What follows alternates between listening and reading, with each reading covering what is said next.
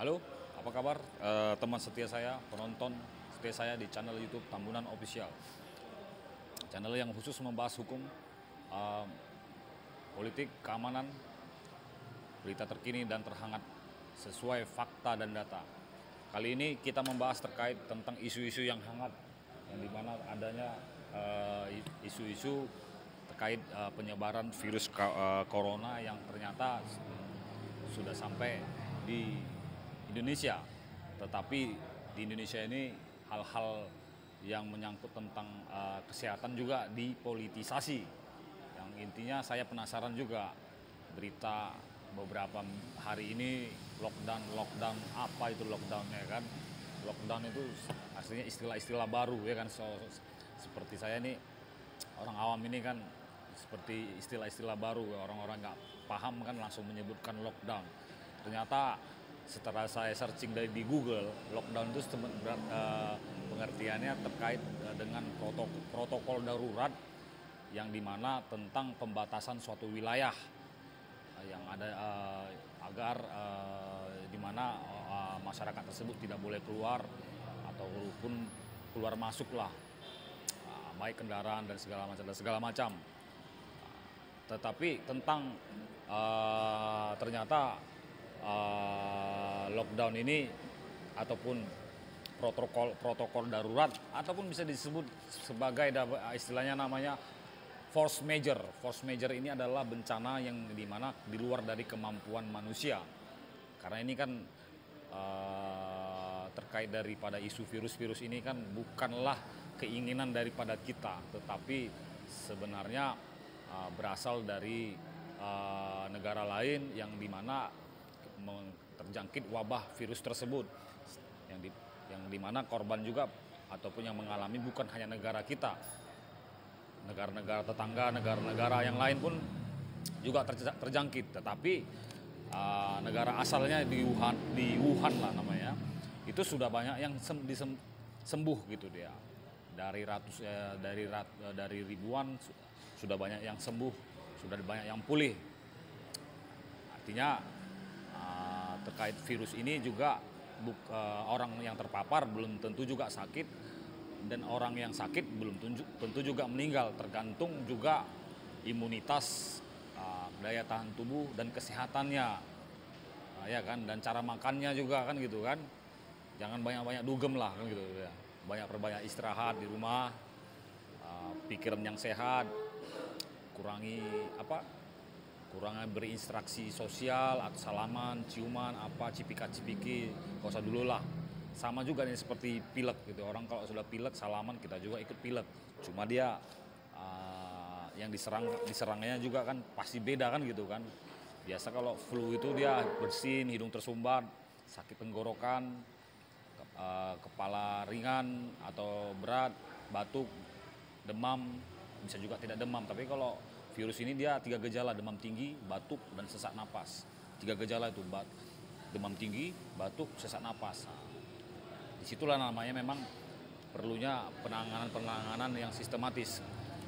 Kita belum bahas terkait tentang lockdown. Lockdown itu adalah tentang karantina suatu wilayah yang diatur dari Undang-Undang Nomor 6 Tahun 2018 tentang kekarantinaan kesehatan. Ada 3 jenis tentang kekarantinaan tersebut. Ada 4 jenis tentang kekarantinaan tersebut, yaitu karantina rumah, karantina wilayah, karantina rumah sakit, dan karantina sosial atau yang disebut social distancing. Terkait dengan pembatasan ataupun karantina rumah, ada di pasal 49, pasal 50, pasal 51, pasal 52 yang menjelaskan tentang karantina rumah yang terjadi dalam satu rumah meliputi orang dan alat angkut yang dipergunakan. Jadi nggak boleh keluar lah gitu. Tapi ingat, itu kebutuhan dasarnya itu harus dijamin oleh negara, Pemkab, pemerintah kabupaten atau pemerintah kota ataupun pemerintah provinsi. Jadi jangan hanya bicara karantina rumah, tetapi kebutuhan dasarnya juga pemerintah tidak mau tanggung, karena ini bicara kehidupan juga kan gitu. Ada di pasal 53, 54, 55 tentang karantina wilayah. Inilah yang disebut lockdown. Jadi suatu wilayah yang terkena sehingga penyebaran penyakit di antara masyarakat yang harus dilakukan penutupan wilayah untuk menangani wabah ini. Tapi dia harus dijaga oleh aparat, anggota masyarakat tidak boleh keluar masuk wilayah yang dibatasi, tapi kebutuhan dasar mereka harus wajib dipenuhi oleh pemerintah. Sama, karena begini dia, satu wilayah mana dia, contoh di Medan, contoh kalau di Medan, Medan Timur, Medan mana dia yang perlu dikarantina. Tetapi ingat, yang namanya lockdown ataupun karantina wilayah ini, yang banyak disebut-sebutkan wajib, sebenarnya itu bisa mengakibatkan panic buying, bisa mengakibatkan juga resesi ekonomi. Karena apa? Tidak adanya aktivitas ekonomi, aktivitas yang bisa perekonomian yang bisa menghasilkan keuangan gitu, aktif perdagangan dan segala macam. Kalau sudah berhenti, seminggu aja berhenti kan kacau kan gitu kan. Bisa jadi resesi, di situ jadi chaos, di situ kesempatan politisi busuk untuk mengambil kesempatan bahwasanya rezim ini seperti tidak ada presiden gitu. Jadi seolah-olah ini jadi dipolitisasi gitu dia. Beda dengan di Cina sana. Memang sih negaranya komunis, tapi semua masyarakatnya tolong menolong. Ya, sosialnya tinggi, saling menjaga kan gitu dia. Pemerintahnya baik, masyarakatnya. Di sini beda kan gitu. Orang-orangnya semua otak kotor semua gitu ya. Dan terbukti memang ada hoax yang hari ini saya baca bahwasanya di Kepolisian Daerah Sumatera Utara menangkap 1 orang terkait penyebaran hoax yang dikatakan pemerintah melakukan lockdown. Itu hoax itu. Kita jangan sembarangan berbicara seperti itu. Ya. Tolong diingat itu. Kalau nggak mengerti terkait dengan isu-isu tentang kekarantinaan kesehatan atau bicara tentang lockdown, harus belajar, jangan hanya ceplas-ceplos. Karena ini bicara keamanan, bicara hukum dan bicara politik di tanah air.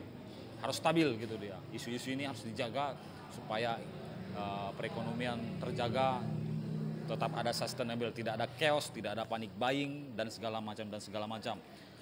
Selanjutnya adalah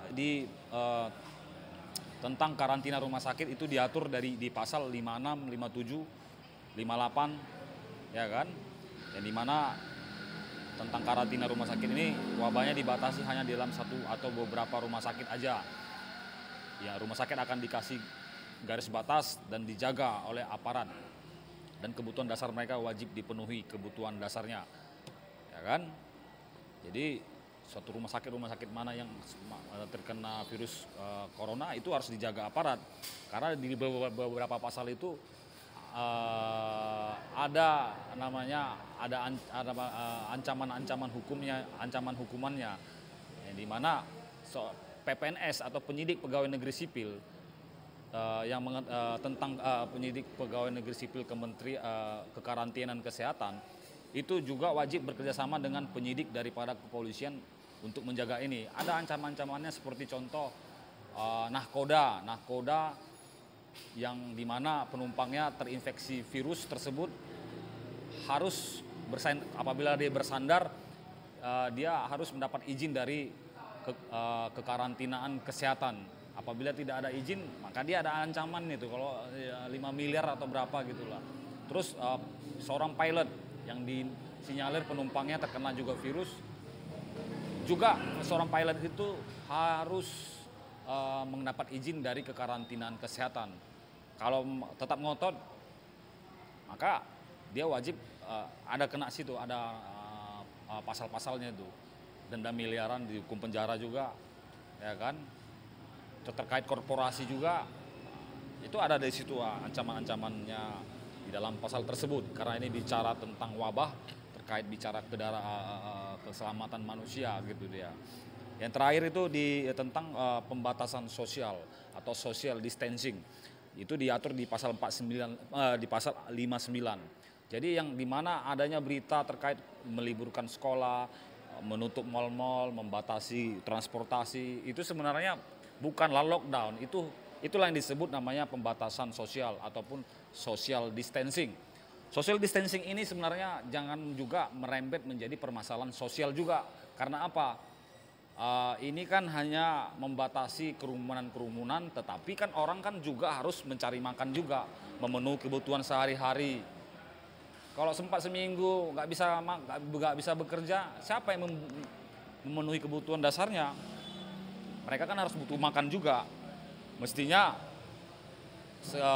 apabila seperti di Jakarta, apabila social distancing diberlakukan, mestinya itu juga jangan mengakibatkan gejolak sosial seperti transportasinya dibatasi sehingga banyak penumpukan massa yang terjadi.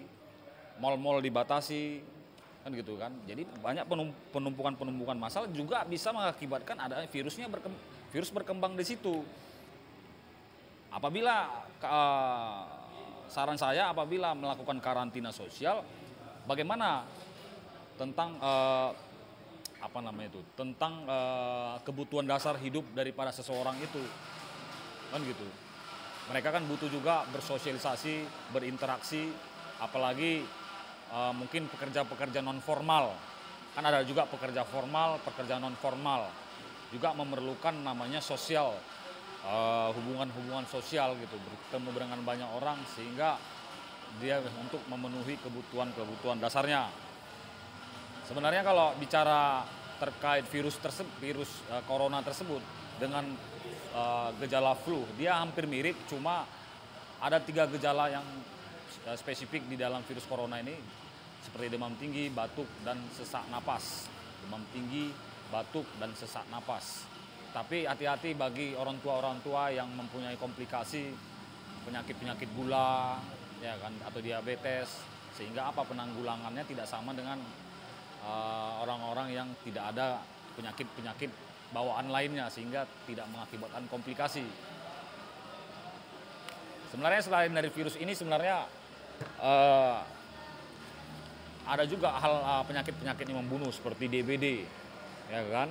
DBD itu ada 13.683 kasus, 133 meninggal. Itu data dihimpun dari Kementerian Kesehatan per Januari 2019.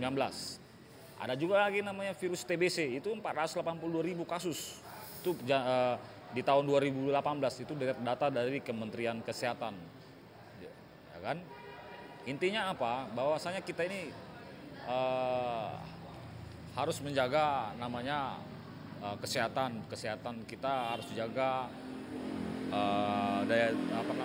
istirahat yang cukup, ya kan, makan yang cukup, ya kan.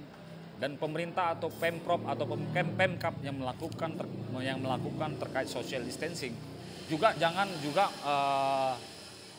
menyebabkan gejolak sosial lainnya, gitu dia. Apa yang harus dipikirkan di dalam suatu tindakan hukum itu? Contoh peliburan sekolah, ya kalau sekolah 2 minggu libur atau seminggu aja libur itu udah kebingungan kan? Mungkin banyak cerita-cerita lainnya kan gitu, menjadi gejolak sosial lain. Apakah contoh fasilitas umum diliburkan, itu mengakibatkan gejolak sosial juga, perekonomian juga makin sepi gitu kan. Contoh mall ditutup, kalau mall ditutup otomatis jual beli kan berhenti, ekonomi juga jadinya minus gitu dia. Hati-hati dengan menggunakan istilah-istilah namanya lockdown itu karantina sosial.